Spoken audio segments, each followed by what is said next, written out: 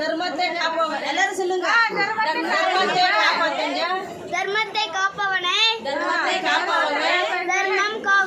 தர்மம் காக்கும் ராமர் கூறினார். எனவே இந்து தர்மத்தை காப்பாற்ற பாடுபடலாம்.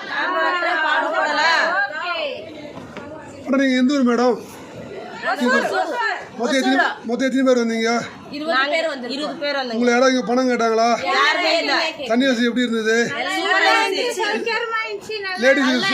லேடிஸுக்கு